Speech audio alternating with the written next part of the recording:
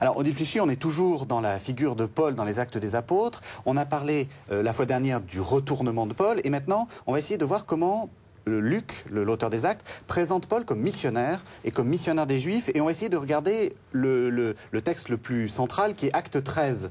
C'est la mission à Antioche de Pisidie. Alors, qu'est-ce qui se passe?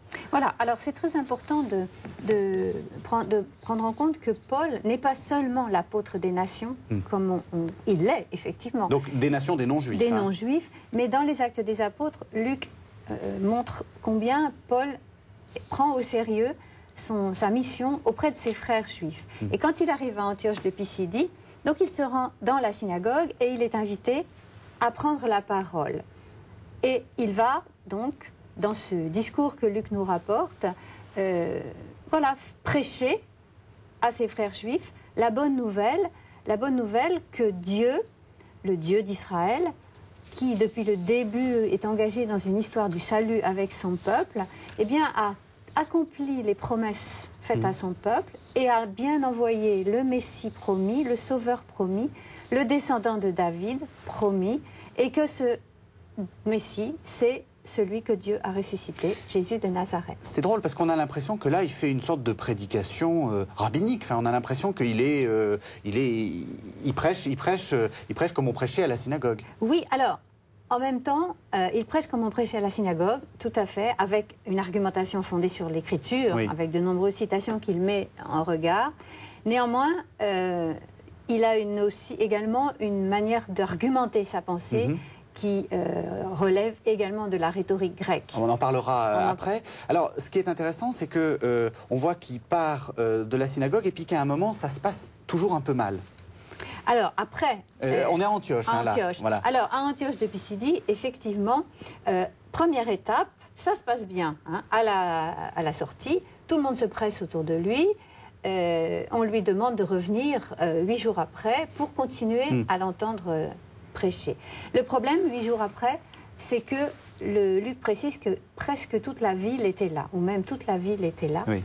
Ce qui veut probablement dire qu'il y avait non seulement les Juifs, ainsi que les non-juifs sympathisants du judaïsme qui se trouvaient Dieu. Voilà, qui se trouvaient dans la synagogue, mais peut-être même aussi d'autres non-juifs non rattachés à la synagogue, à qui la bonne nouvelle était arrivée, que Paul avait proclamée: en lui, Jésus, tout homme qui croit est justifié.